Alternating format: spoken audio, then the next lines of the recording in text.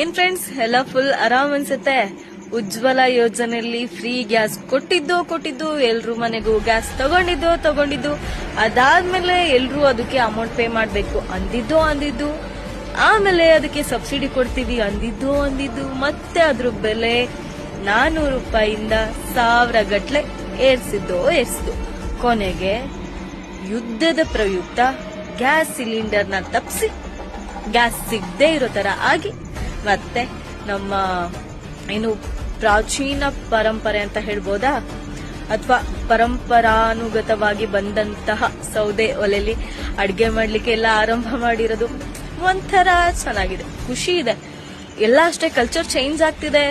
ಇದು ಏನು ಆಧುನಿಕ ದಿನಮಾನಗಳಿಂದ ಸಾಂಪ್ರದಾಯಿಕತೆ ಎಡೆಗೆ ಅಂದ್ರೆ ಒಂದ್ ದೇಶ ಡೆವಲಪ್ಮೆಂಟ್ ಆಗ್ತಿದೆ ಅಂದ್ರೆ ಏನ್ ಹೇಳ್ತಾರೆ ಅಂದ್ರೆ ಸಾಂಪ್ರದಾಯಿಕತೆಯಿಂದ ಆಧುನೀಕರಣದತ್ತ ಸಾಗ್ಬೇಕು ಅಂತ.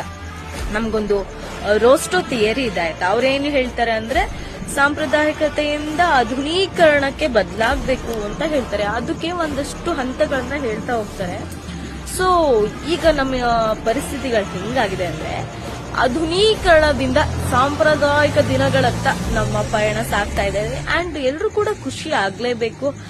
ಇನ್ನ ಸದ್ಯಕ್ಕೆ ಸಿಲಿಂಡರ್ ಎಲ್ಲ ಮತ್ತೆ ಸಿಗೋದು ಕಷ್ಟ ಇದೆ. ಇನ್ ಕೇಸ್ ಇನ್ಮೇಲೆ ಸಿಲಿಂಡರ್ ಸಿಗ್ಲಿಕ್ಕೆ ಜಾಸ್ತಿ ಆಯ್ತು ಅಂದ್ರೂ ನಾವಿಷ್ಟು ದಿನ ಏನು ಊಟ ತಿಂಡಿ ಎಲ್ಲ ಕ್ಯಾಂಟೀನ್ ಅಲ್ಲಿ ಮಾಡ್ತಿದ್ವಿ ಅದ್ರ ಪ್ರೈಸ್ ಎಲ್ಲ ಸಿಕ್ಕಾಪಟ್ಟೆ ಜಾಸ್ತಿ ಆಗುತ್ತೆ. ಜೊತೆಗೆ ಸಿಲಿಂಡರ್ ಪ್ರೈಸ್ ಕೂಡ ಜಾಸ್ತಿ ಆಗುತ್ತೆ.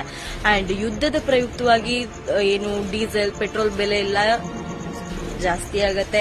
ಆಟೋಮೆಟಿಕಲಿ ಪೆಟ್ರೋಲ್ ಡೀಸೆಲ್ ಬೆಲೆ ಜಾಸ್ತಿ ಆಯ್ತು ಅಂದ್ರೆ ಎಲ್ಲಾ ಸರಕು ಸೇವೆಗಳ ಬೆಲೆ ಜಾಸ್ತಿ ಆಗುತ್ತೆ. ಜೊತೆಗೆ ನೀವು ಹೋಟೆಲ್ ಅಲ್ಲಿ ಹೋಗಿ ಊಟ ಮಾಡ್ಬೇಕು ಅಂದ್ರೆ ಎಲ್ಲ ತಿನ್ನೋ ಐಟಮ್ಸ್ ಗಳ ಬೆಲೆನೂ ಜಾಸ್ತಿ ಆಗುತ್ತೆ. ಅಂಡ್ ನಾವು ಇನ್ಮೇಲೆ ದುಬಾರಿ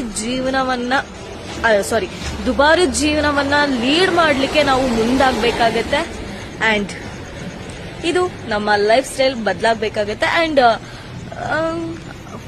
ಬಟ್ ಏನ್ ಗೊತ್ತಾ, ಹೆಂಗಿದ್ರು ಇಷ್ಟು ದಿನ ಎಂತ ಒಂದಷ್ಟು GST ತಗೊಂಡ್ ಲೂಟಿ ಮಾಡಿದ್ರಲ್ಲ, ಅದ್ರಲ್ಲ ಏನಾದ್ರು ಮನ್ಸು ಮಾಡಿದ್ರೆ ಕೇಂದ್ರ ಸರ್ಕಾರ ಮುಂದುವರಿಬಹುದು.